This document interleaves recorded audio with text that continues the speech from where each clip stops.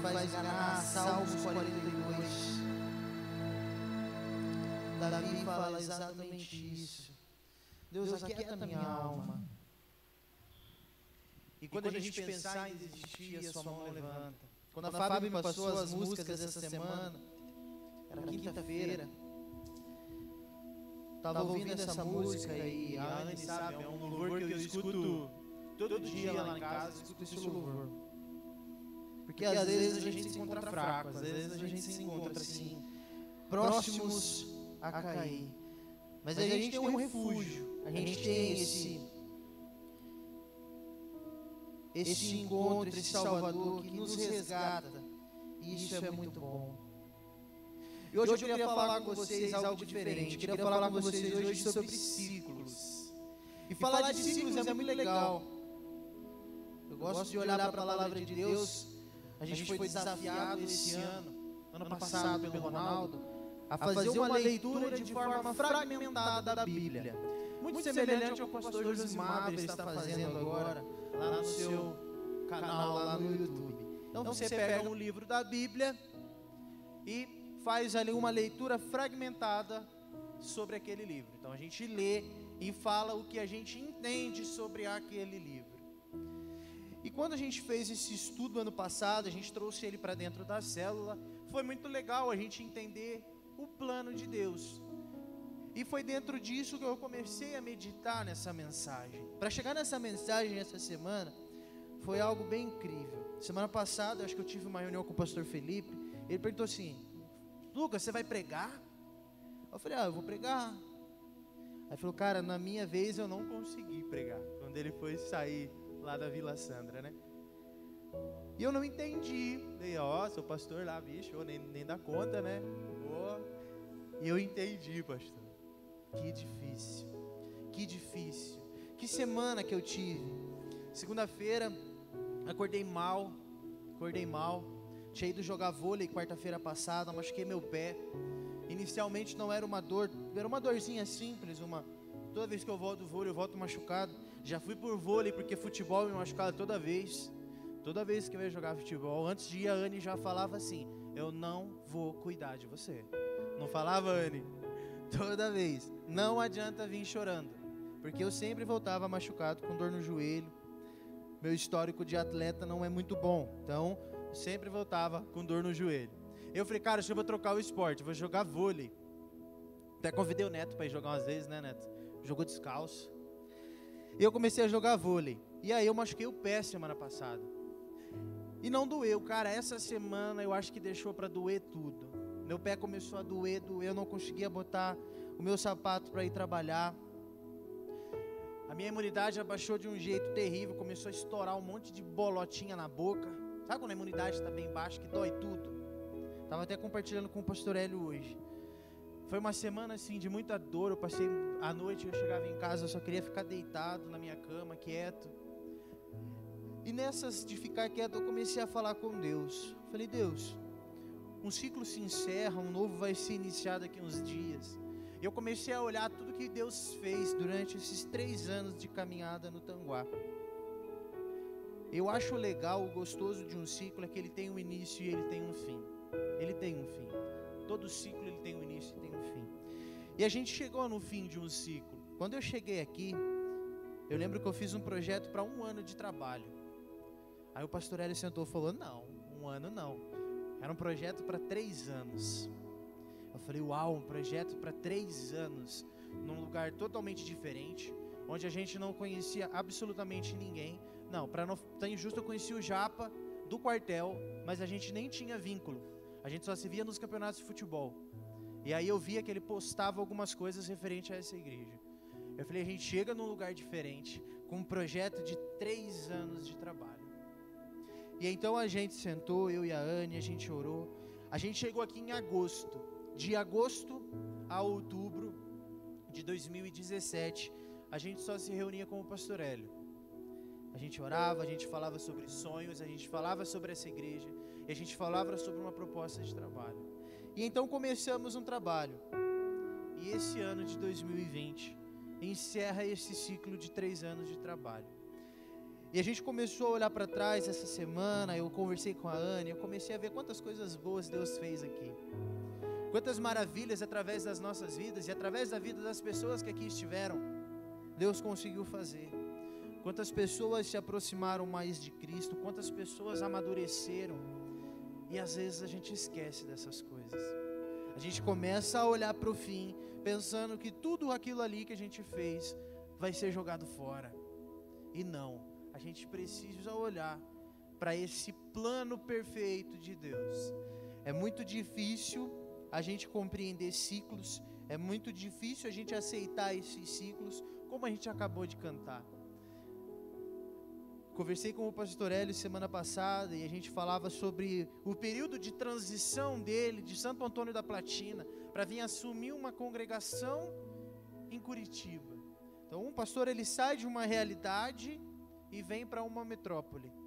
E ele começou a compartilhar. E aquilo começou a falar ao meu coração. Eu falei, cara, é um desafio, mas ele também contou as conquistas que isso trouxe na vida dele. Ele contou a transição disso na vida dele. E se qualquer um dos nossos pastores aqui presentes subir aqui e for contado os planos dos ciclos, todos eles vão poder compartilhar algo bom. E a gente não vai ser diferente.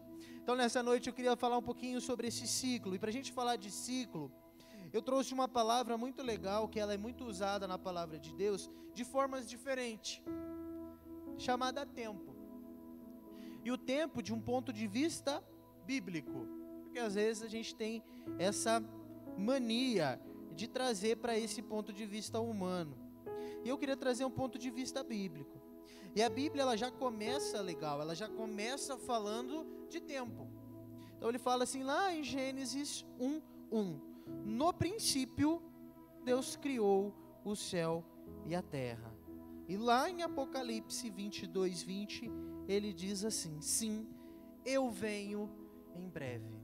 Então a gente tem o início da nossa palavra até o final dela, a palavra tempo. Porém, separada em 3 momentos. O primeiro tempo que a gente conhece é o Cronos. O que é o tempo Cronos? Ele é um tempo linear, aquele tempo cronológico que a gente conhece. Então ele é um tempo corrido. O segundo tempo que a gente tem é um tempo Kairos, e o terceiro tempo, o tempo Pleroma. Então a gente vai falar um pouquinho mais sobre eles. Quando a gente olha para ciclos na palavra de Deus, a gente encontra vários personagens que foram desafiados a viver ciclos durante a sua caminhada. Essa semana eu fazia meu devocional lá em 1 Reis. O pastor César não está aqui nessa noite, ele passou mal. Ele me desafiou então a toda segunda-feira, 6 horas da manhã, há um tempo já a gente se encontra, a orar, um pela vida do outro. A gente compartilha as nossas dificuldades, a gente fala sobre os nossos sentimentos. Ele falou, cara, vamos ler Reis, porque Reis mostra uma história muito legal, de homens que foram desafiados a viver uma vida com Deus, num tempo onde viver uma vida com Deus não era tão simples. Hoje pra gente é muito simples. A gente vive num país, ou num lugar, vou abrir uma aspas aqui, laico. Então hoje, eu sempre digo isso aqui, se a gente quiser pegar um microfone, uma caixa de som, e for lá na 15, só para falar de Deus, a gente faz. Ninguém vai proibir a gente. Vão rir, a gente vai virar motivo de chacota, é fato. Mas a gente pode, ninguém vai impedir a gente de fazer isso, desde que a gente não perturbe o sossego e não tenha ali, não inflinja nenhuma lei. Naquele tempo era diferente, as pessoas não tinham tanta liberdade de falar de Deus, como existem lugares hoje onde não é tão simples falar de Deus, mas a gente pode fazer isso. Então ele desafiou a gente a trazer isso. Quando eu olho para o livro de Ezequiel, lá no início, Ezequiel 5, onde a gente tem talvez um dos maiores desafios da palavra de Deus para um homem. Eu sou um amante de Ezequiel. Então Ezequiel está desfalecido, jogado em cima de umas pedras, e Deus então chega a ele e fala assim, ei filho, e ele não entende aquilo, ele fala assim, ei, vem cá, quero te desafiar a levar a palavra de Deus ao povo de Israel. Então Ezequiel, o primeiro sentimento que ele tem é, Deus, Israel, tem certeza? O povo de Israel, aquele povo que te menospreza, tudo o que o Senhor fez por aquele povo, e eles retribuíram daquela maneira, o Senhor quer que eu vá lá, ninguém vai me ouvir, porque já foi tanta gente falar de Deus para eles, porque ele fala, vai, porque talvez 5 ou mais escutem aquilo que você tem para dizer, e é nesses 5 ou mais que a gente está preocupado. E quando a gente olha para a palavra de Deus, e a gente começa a traduzir isso para a nossa vida, a nossa alma, como a gente começou a cantar aqui, ela começa a se aquietar. Pastor César, no início da minha caminhada com Deus, ele desafiou, ele sempre falava assim para mim, Lucas, quais são os seus 12? Eu nunca entendi, eu falei, pô, pastor, 12? Eu queria, cara, aquela multidão aqui, ó, aquela montoeira de gente, eu queria que várias pessoas conhecessem a Deus, eu queria que várias pessoas se convertessem, como a gente vê lá em Atos, cara, aquilo lá é um sonho, para todo mundo que está aqui na frente, mas a gente esquece o processo, até chegar naquele tempo, até chegar naquele dia, houve um ciclo, houve um processo ali, quando a gente olha para a caminhada de Jesus, uma caminhada de 3 anos, eu olho para trás, eu olho para esses 3 anos, quantas coisas eu fiz nesses 3 anos, aí eu lembrei de Jesus essa semana, até me envergonhei. Falei, poxa, quantas coisas Jesus fez nesses mesmos 3 anos. Eu poderia ter feito muito mais. Eu sei disso, a gente sabe disso. Mas quantas coisas a gente fez também aqui.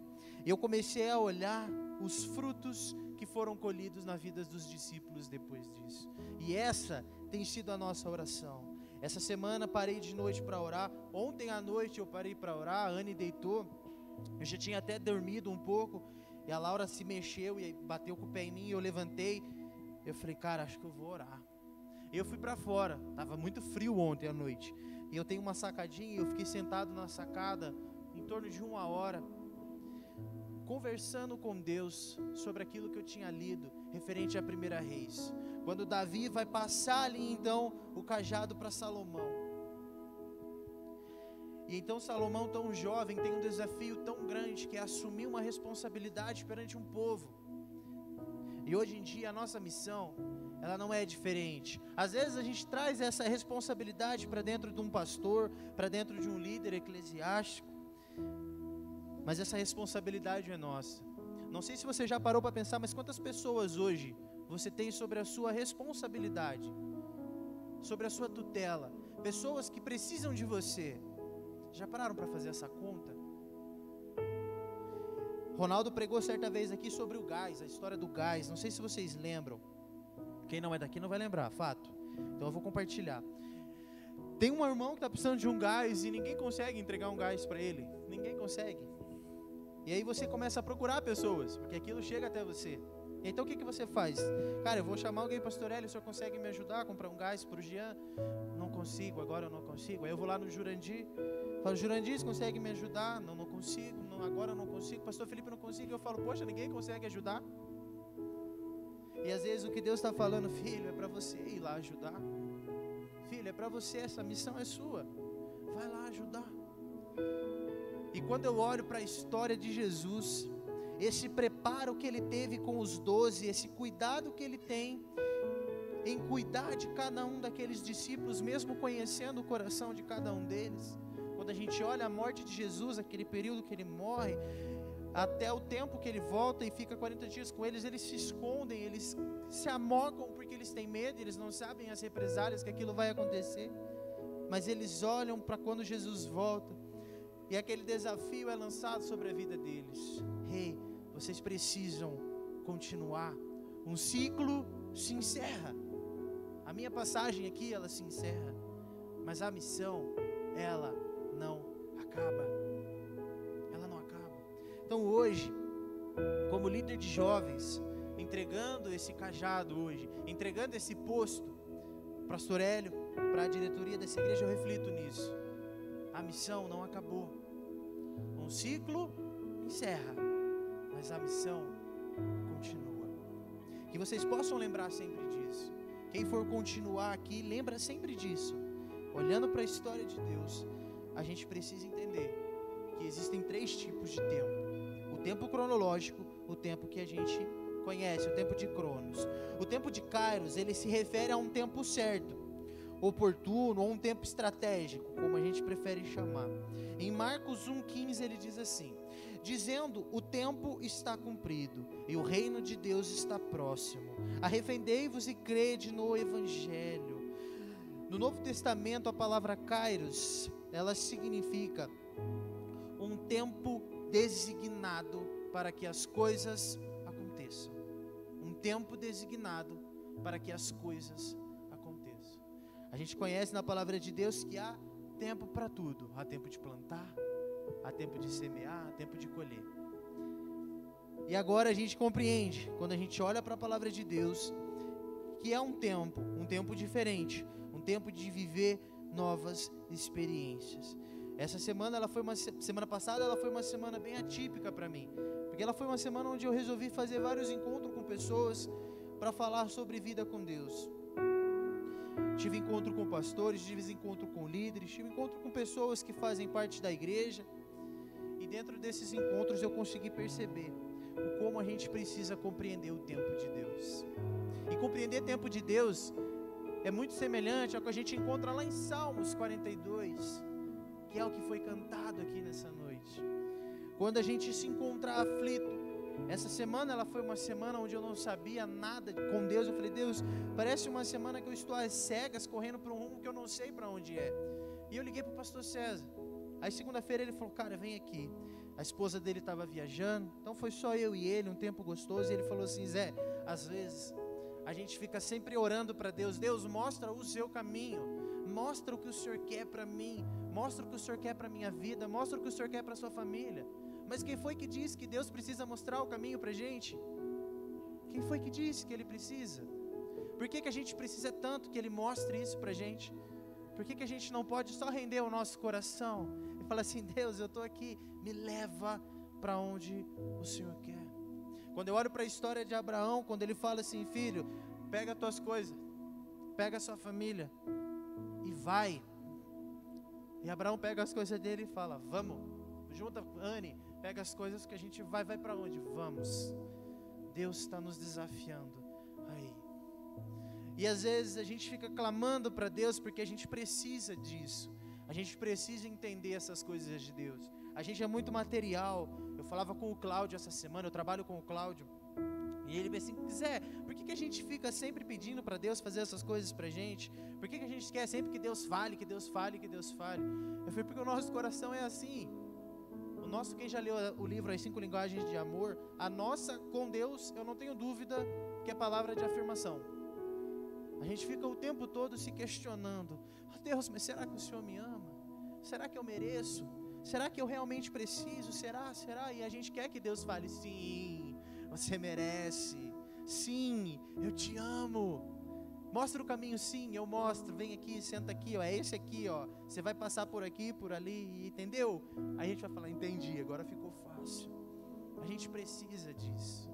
Mas só que Deus é diferente. Quando a gente olha para a palavra de Deus, a gente entende que com Deus é diferente. Vim num culto de oração, o pastor Hélio trouxe um livro para o pessoal da oração meditar, e eu lembro que nesse dia eu estava aqui presente, na época que ainda era presencial, e a gente falou sobre a história de Saul. Então, Saul, o problema dele, muitos estudos comparam Saul a Davi, porque quando a gente olha o pecado de Davi, a gente não tem dúvidas de que o pecado dele foi muito maior do que o de Saul, quando a gente olha humanamente falando. O problema de Saul foi o orgulho, e o orgulho não deixava com que Saul crescesse, não deixava com que Saul se arrependesse dos seus pecados. E quando a gente olha para a história de Davi, mesmo com um peso tão grande do seu pecado, houve um arrependimento. E quando a gente fala de tempo de Deus, é preciso que a gente olhe para a palavra de Deus e entenda que Ele é o Deus soberano. Ele é o Deus que prepara todas as coisas para a gente. Um ciclo se encerra nessa noite, mas um novo ciclo se inicia nessa noite. Eu creio que Deus tem preparado todas as coisas. Quando eu começo a pensar lá em Colossenses 2:9, onde ele fala sobre mais uma forma de tempo, que a gente conhece como a plenitude. Ele diz assim: porquanto nele habita corporalmente toda a plenitude da divindade. Também nele está as perfeições. Ele é o cabeça de todo principado de todo principado e potestades. No tempo certo, Jesus veio e cumpriu o ciclo que ele havia, aquele ciclo que o Pai havia estabelecido para ele. No tempo certo, Jesus passou por tudo aquilo, e quando você olha para a oração do monte, eu gosto de olhar só para o finalzinho nesse momento. Essa semana eu fiquei olhando só para o faço que seja feita a sua vontade. Jesus, ele completa aquela frase, depois de tudo que ele já tinha dito, depois de ele ter aberto o coração para Deus. É como se ele dissesse assim: Deus, mas eu entendo, eu estou aqui só abrindo o meu coração mesmo para Ti, mas o que eu quero mesmo é que seja feita a Sua vontade, não a minha. E quando a gente fala de ciclos, e a gente fala de encerrar ciclos, a gente conversou essa semana sobre isso, às vezes parece dolorido, às vezes parece que a gente não entende. E aqui está algumas pessoas que eu conversei sobre ciclos essa semana e semana passada: Pastor Hélio, a Kátia, Pastor Felipe, Pastor Josimar. A gente teve a oportunidade de se encontrar essa semana e falar sobre ciclos na nossa vida. Dói muito, porque a gente não quer encerrar um ciclo, a gente não sabe encerrar um ciclo, e a gente tem medo de encerrar um ciclo, porque a gente sabe que vai começar um novo. A gente sabe os desafios que vêm dali para frente, e às vezes a gente tem um pouco de medo desses desafios. Quando ele fala para Abraão assim, Deus fala: Abraão, pega a sua família e vai. Eu não consigo imaginar Abraão sorridente, pulando, dando saltos de alegria, fala: uhul, vamos para qualquer lugar. Não, é apreensão, é medo, é desafio, mas sempre crendo que Deus é conosco, sempre crendo que Deus sim já está preparando tudo, e a gente só precisa crer, confiar que tudo que Ele está fazendo é bom e agradável. Para a gente concluir essa mensagem, para a gente finalizar a primeira parte desse momento dessa noite, estava lendo um livro de Lucas. Eu gosto de ler um livro que eu tenho lá em casa, e o autor, ele fala muito sobre Lucas, e o nome do livro, em um dos capítulos do livro, ele chama Um Desafio à Aventura. E sempre quando eu penso em aventura, eu penso que é essa peregrinação, é correr em um caminho onde a gente não sabe para onde a gente vai. E aí a gente encontra uma palavra dentro do ciclo chamada zona de conforto. Quando eu fui sair daqui, eu tive uma reunião com o pastor, eu falei assim: meu maior medo, quando eu cheguei aqui nessa igreja, eu falei para ele assim, naquela porta ali, eu lembro que no primeiro dia que eu cheguei aqui, eu olhei o templo, eu falei: cara, que legal esse lugar. Quando eu imaginava a Igreja Batista do Tanguá, eu imaginava outra coisa.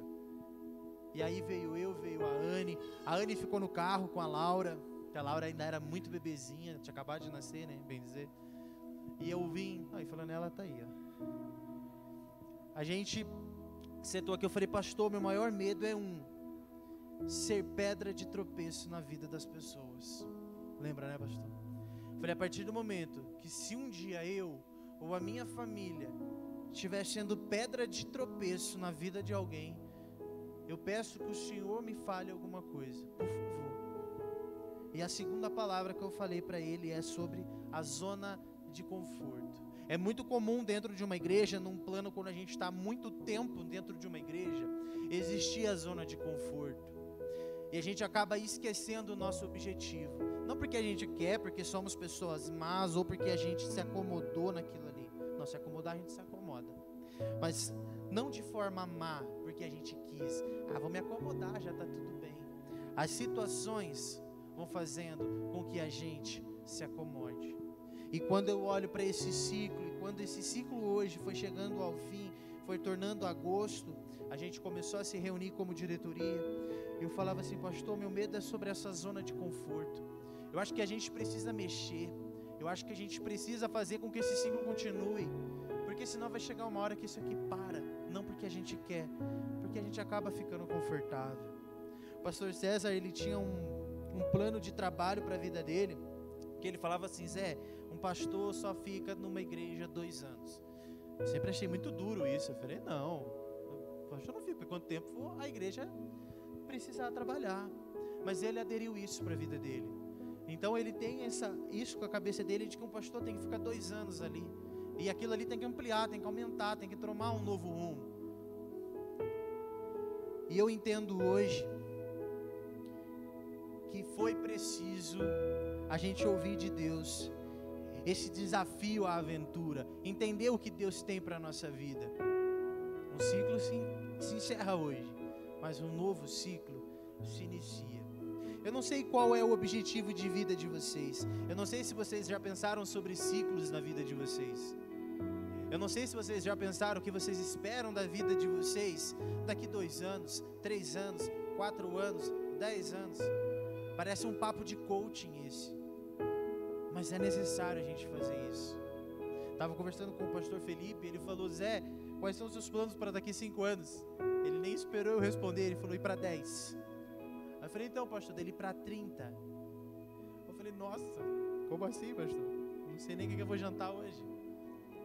E tá aí, a gente precisa pensar, a gente precisa planejar, a gente precisa entender que a vida é um ciclo. A gente já assemelha muito o ciclo à nossa faculdade. A gente começa uma faculdade que vai durar 4 anos. E o que a gente vai fazer depois disso? Vamos pensar numa faculdade mais ampla, diferente da Lu, por exemplo. A Lu fez odonto, né, Lu? Tá mais fácil, ela sabe o que ela vai fazer dali depois. E quem faz administração, por exemplo? O que vai fazer depois disso? O que a gente vai fazer depois disso? Então é preciso que a gente olhe para a nossa vida e a gente entenda esse processo de ciclos.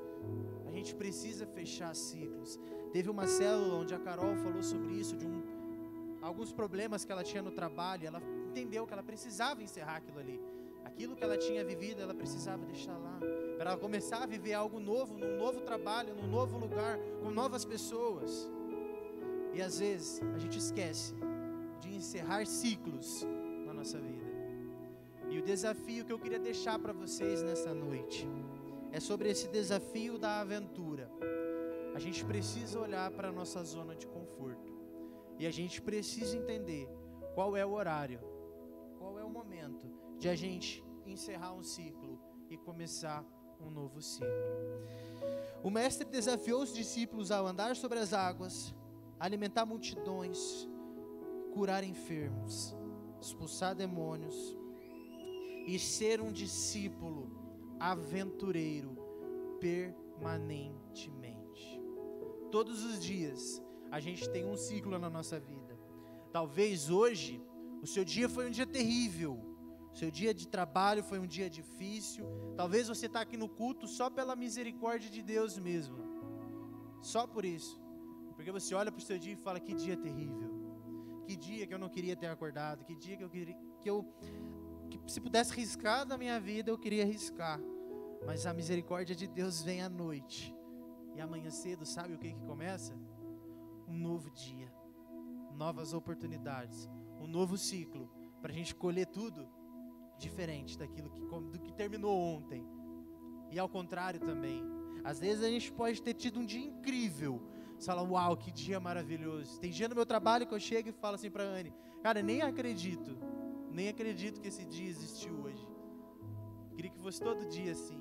Aí no outro dia eu chego lá, aquilo lá está de perna pro ar, o sistema não funciona, o motorista se atrasa, o cliente não quer receber mercadoria, meu telefone ele não para, eu chego 5 horas da manhã para trabalhar, é 7 horas da noite, o telefone não parou de tocar ainda, minha cabeça já está desse tamanho. Eu falo: Deus, ontem foi um dia tão tranquilo, e hoje esse dia louco que eu chego em casa, a Laura olha para mim: pai, vamos brincar.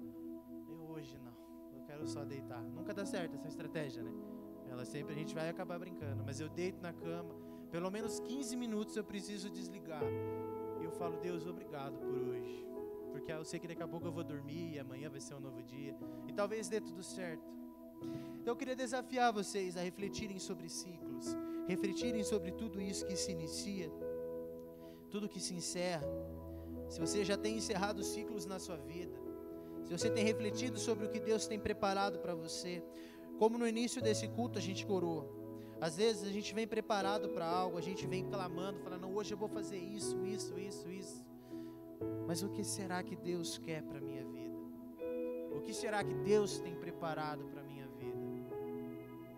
E eu queria orar com vocês, eu queria que vocês abaixassem a cabeça de vocês. Eu queria que essa primeira oração, ela fosse sua e que você pudesse refletir sobre isso na sua vida. Olhar para o tempo, olhar para o Cronos, olhar para tudo isso que Deus tem nos desafiado, olhar para a sua plenitude e entender que Deus sim, Ele tem um tempo, olhar para a vida de Jesus, tudo que Ele preparou, todos os passos que Ele fez, olhar para a sua vida, ver quanto você tem dedicado desse ciclo da sua vida a Deus.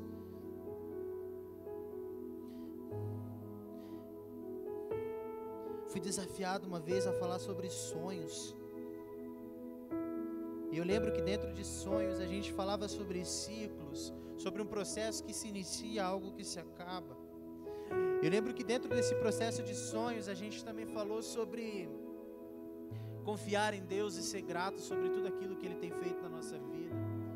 A gente sonha tanto, a gente pensa em tantos ciclos e a gente nem quer terminar um e já está começando o outro, que a gente esquece o quanto a gente tem pedido para Deus e quantas coisas Ele já tem feito. Eu lembro que orávamos para ter uma família, uma casa, um carro, e quando a gente tem um carro, uma casa, uma família, a gente já começa a pedir por novas coisas e a gente nem agradeceu aquilo que Ele tem feito. Às vezes a gente coloca tantas propostas, tantos sonhos, tantos projetos diante de Deus e a gente esquece de agradecer, encerrar um ciclo que a gente tinha clamado por Ele. Deus, muito obrigado, Pai. Obrigado porque até aqui o Senhor tem nos sustentado, Deus. Obrigado porque a sua graça, o seu amor tem se derramado sobre as nossas vidas, Deus. E até aqui, durante todo este tempo, como foi gostoso sentir a sua presença. Como é maravilhoso, Deus, ver que o Senhor tem preparado cada passo que essa igreja tem dado, Pai. Como é gostoso, Deus, ver que o Senhor tem derramado, Deus, a sua misericórdia sobre as nossas vidas como igreja, como servos, como discípulos, Pai. Obrigado pelos ciclos, Pai. Obrigado porque o Senhor tem mostrado para a gente, através desse processo, Deus, que o Senhor é vivo e que o Senhor é o Deus de todas as coisas e que os planos pertencem a Ti. Durante esse ano, um ano de pandemia, a gente clamou tanto por planos, Deus, entendendo que o Senhor era Deus e que o Senhor era quem executava todos os projetos e que nós, Deus, como homens, apenas levava esses projetos a Ti, mas quem executa é o Senhor.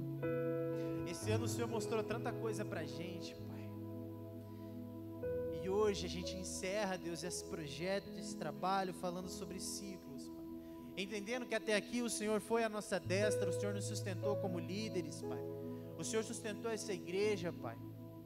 Nós entendemos que até aqui, Deus, o seu plano foi perfeito, agradável. Aquilo que estava no seu coração foi executado, Pai, a gente sabe. Se houve uma falha, Deus, provavelmente foi nossa como homens, mas nós entendemos que o Espírito Santo fez o papel dele, Pai, e somos gratos a Ti por isso. Nós agradecemos, Deus, porque através da Sua palavra a gente tem encontrado um direcionamento, a gente tem encontrado o conforto, Deus.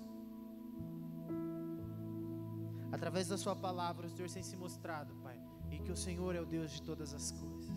Então nessa noite, Pai, nós Te entregamos esse culto, Pai, nós Te entregamos esse momento, Deus, nós Te entregamos essa primeira parte desse culto, dessa noite maravilhosa, Pai, para que o Senhor continue falando aos nossos corações, que o Senhor nos ensine cada vez mais a depender de Ti, a confiar naquilo que o Senhor tem planejado para as nossas vidas, Pai, que a gente pare de questionar qual é o caminho, Deus, e a gente comece a se entregar ao caminho, que o nosso coração esteja sensível sempre a Deus, a entender, Deus, para onde o Senhor quer que nós iremos, que nessa noite, Pai, a gente saia diferente daqui.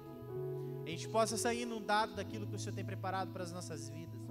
É um ano que já vai chegando ao fim, mas um novo ano vai começar. São novos planejamentos, novos projetos, novos sonhos, mas que a gente possa lembrar sempre de colocá-los diante de Ti, Pai. A gente possa lembrar sempre de agradecer por esse ano, um ciclo que vai encerrar.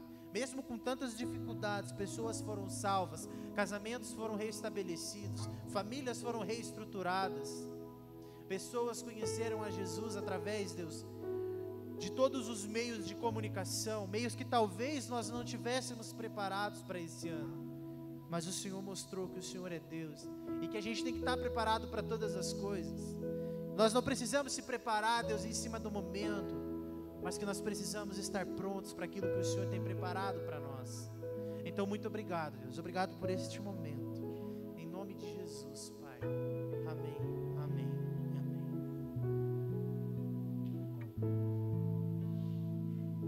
Você pode se colocar em pé para louvarmos novamente ao Senhor.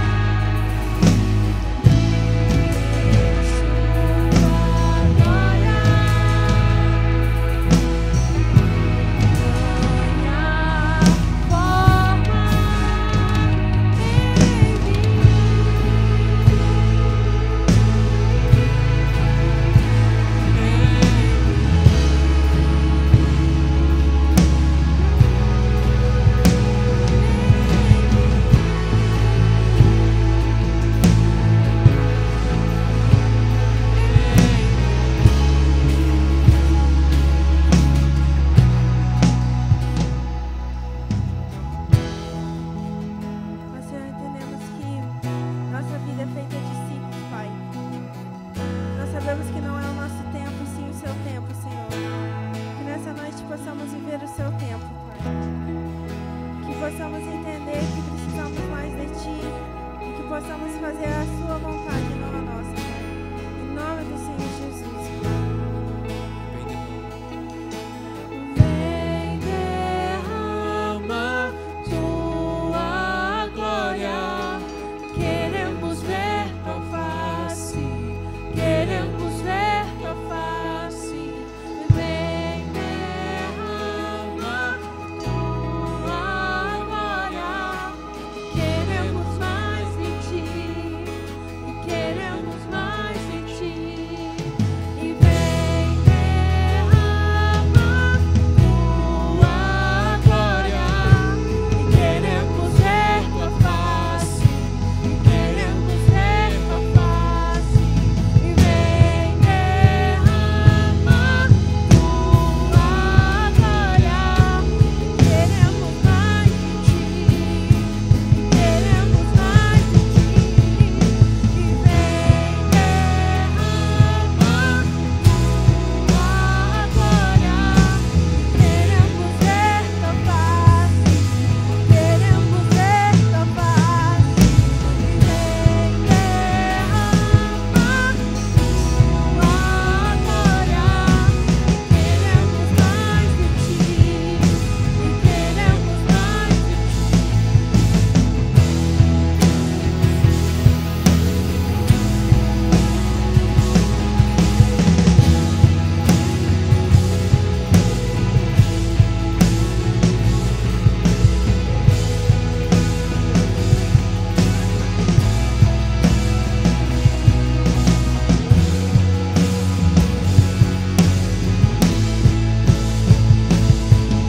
E vem derrama tua glória, queremos ver tua face, queremos ver tua face. E vem derrama tua glória,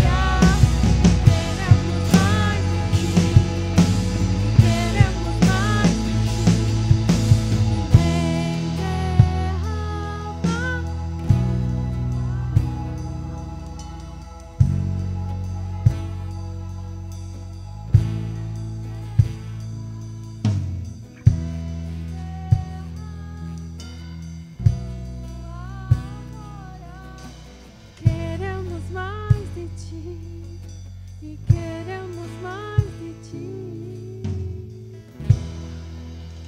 Amém.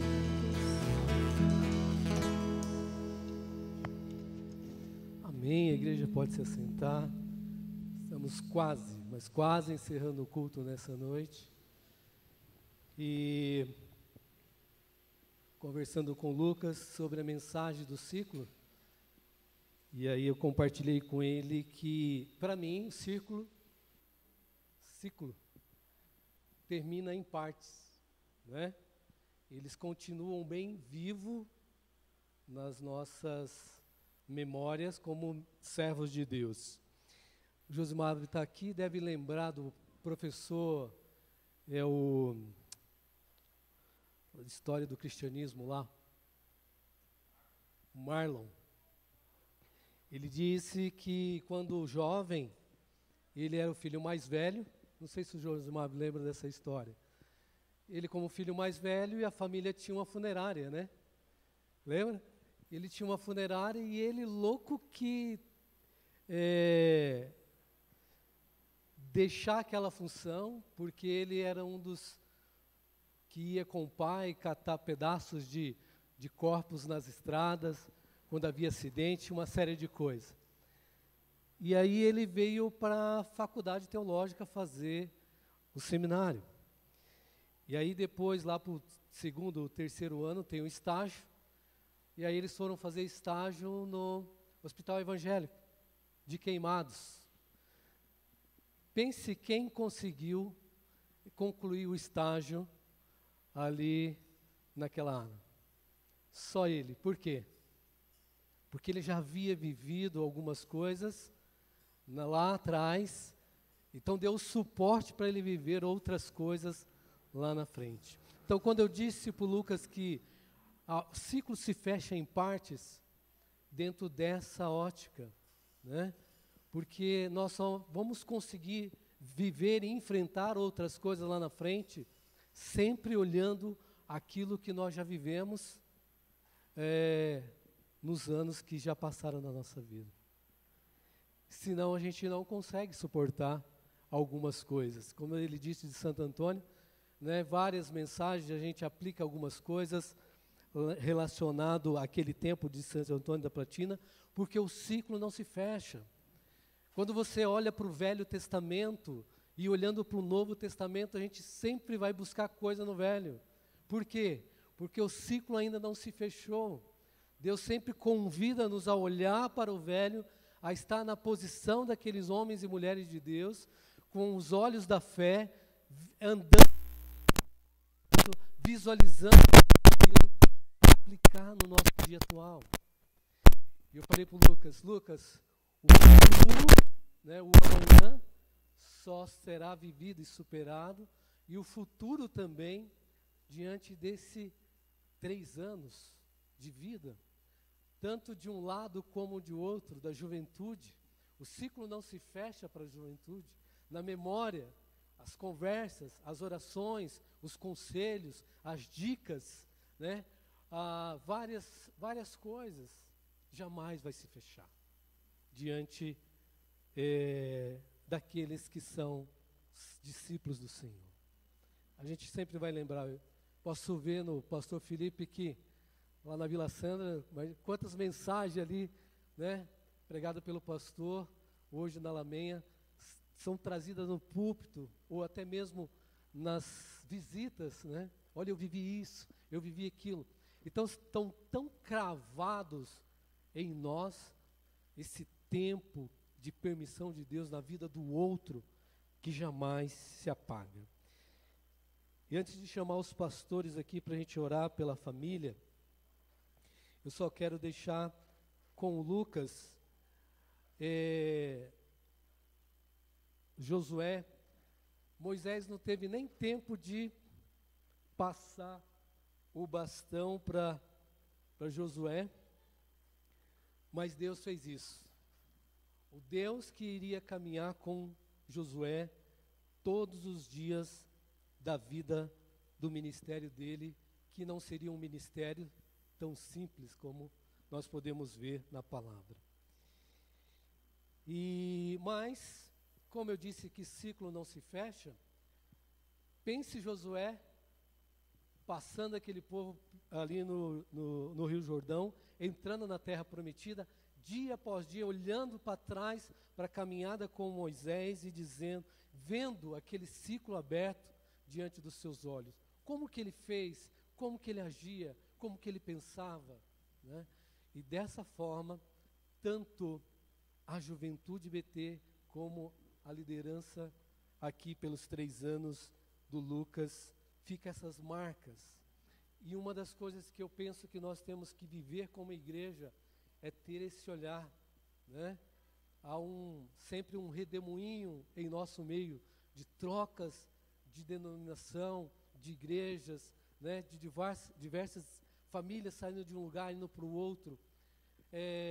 Como quando nós saímos, eu penso comigo que o melhor momento para a gente sair de um lugar é quando nós não temos motivo para sair. Você não acha motivo? Você não acha motivo para sair daquele lugar? Aí Deus fala, é agora. Agora é a hora. Então, Lucas, eu deixo esse texto de 1 Samuel, porque o resto você conhece muito bem, sobre a dedicação da palavra, sobre meditar de dia e de noite. Tudo isso você já entendeu, já compreendeu. Não foi a faculdade teológica que produziu isso no teu coração. Você teve um mentor muito bom, você teve um pastor que andou com você, que te ensinou as Escrituras Sagradas e até hoje te ensina, e você aprendeu isso e leva consigo. Então, por isso, eu quero deixar apenas o verso 9 que diz, lembre-se da minha ordem, seja forte e corajoso, não fique desanimado, nem tenha medo, porque eu, o Senhor teu Deus, estarei com você em qualquer lugar aonde você for. Né? Será que foi por isso que Deus não permitiu que Moisés passasse o bastão, ou orasse, ou colocasse a mão sobre a cabeça de Josué? Porque com certeza ele já tinha feito isso outras vezes. Quero convidar que os pastores estão aqui, para estar aqui agora, nesse momento. Nós vamos impor as mãos, orar pela família, Lucas, Anne, Nicole e...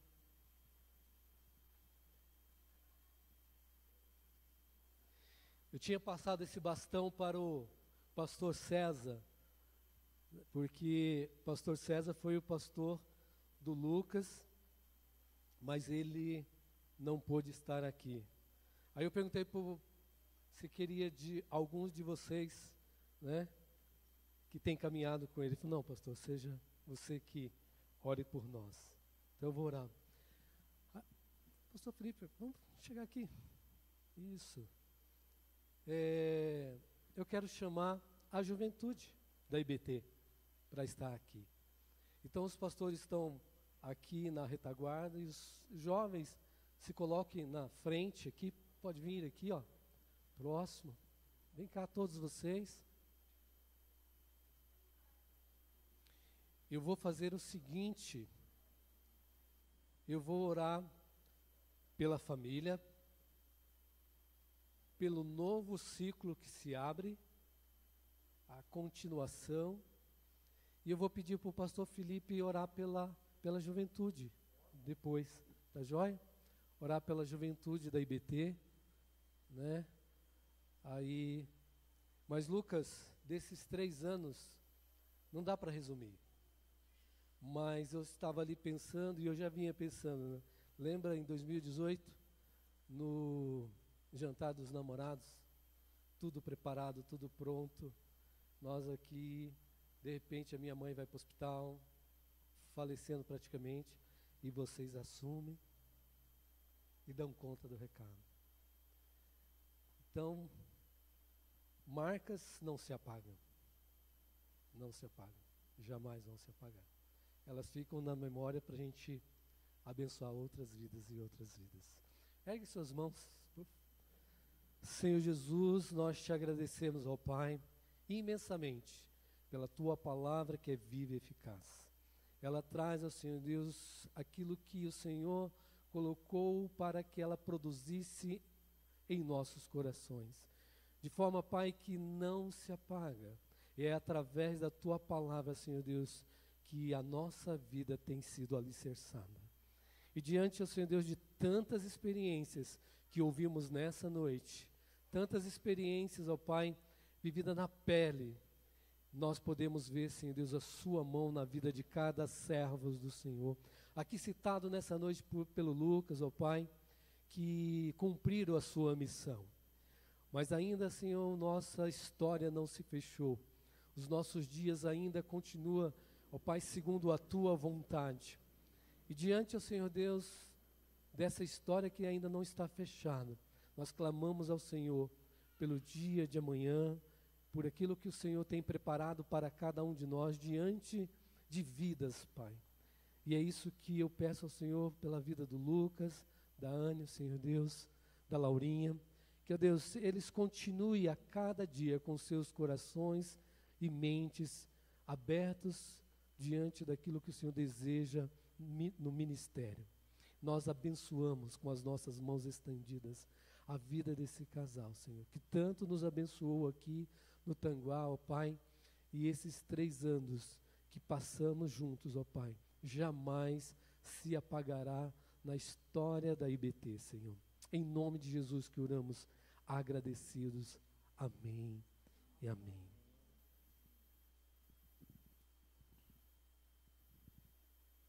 Queria ler um versículo da palavra de Deus para essa juventude, uma juventude muito bonita, né? Vocês são uma juventude aí, tem tudo para ganhar Tanguá, Tamandaré, uma parte de Curitiba, para Jesus. Continue sendo bênção aí. Eu hoje fui muito abençoado pela vida do pessoal do louvor e todos aí da técnica, né? Eu queria ler um versículo que está lá em 1 Timóteo 4,12, que diz assim: ninguém despreze pelo fato da tua mocidade. Pelo contrário, torna-te um padrão dos fiéis, um padrão para toda a igreja, não é? Na palavra, no procedimento, no amor, na fé e na pureza.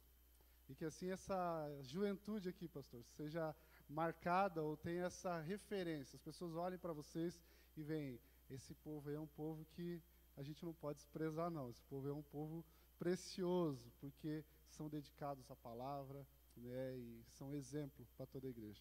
Queria orar por vocês, então, a gente estenda a sua mão. Você que está aí no banco, estenda a mão aqui, pessoal da juventude da Igreja Batista Tanguá, e que a gente possa orar por eles nesse momento. Poderoso Deus, te louvamos, Senhor, por essa noite especial, marcante, Deus, que vai ficar marcada na história da tua igreja aqui no Tanguá, nas vidas das pessoas aqui que estão nos assistindo pela internet, mas também vieram presencialmente. Deus, eu peço, colocamos agora, Deus, aos pés do Senhor, essa juventude tão bonita, tão cheia de dons, tão cheia, Senhor, de vida, de força, Pai.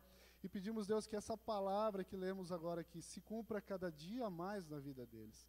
Que a busca deles seja para se tornarem um grande exemplo do Senhor na fé, no procedimento, na palavra, na oração, no amor e na pureza, Deus, e que ao se tornarem cada dia mais, Deus, esse exemplo para toda a igreja, mas também para esse bairro, para essa cidade de Almirante Tamandaré, também Santa Felicidade, Deus, que estão aqui do lado, Deus, que em nome de Jesus, o exemplo que eles vão cada dia mais se tornar, Deus, como acabamos de ler, seja, Deus, a alegria de outros jovens que hoje caminham longe do Senhor, para se tornarem como eles são.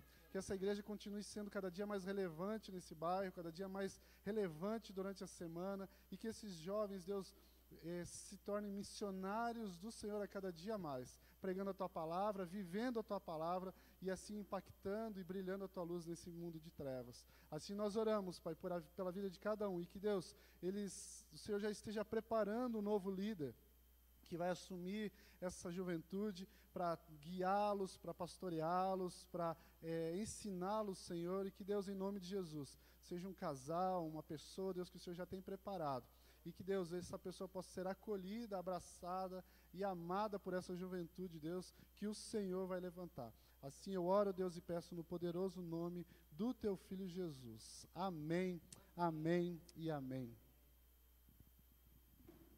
Amém. Quero agradecer aos pastores, né? Agradecer a cada um dos irmãos nessa noite. Ali o irmão e a esposa que veio da Jubepar, né? O Lucas se apresentou, o casal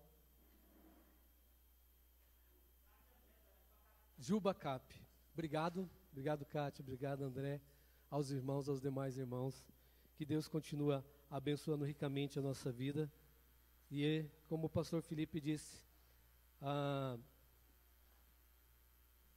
ainda falta, né, o que? Hoje é dia 14, então um mês e ainda metade do outro, né, para a gente fechar a nossa agenda. Então, temos conversado com a juventude, temos já orado nesse processo de transição. Mas que Deus continue abençoando cada vez a vida de cada jovem, né? Que vocês continuem cada vez olhando aquilo que o Senhor tem colocado no coração de vocês, não só aqui na comunidade do Tanguá. Nós temos aí hoje um acesso a vários jovens de vários lugares e nós precisamos estar acompanhando essas vidas. Deus continua abençoando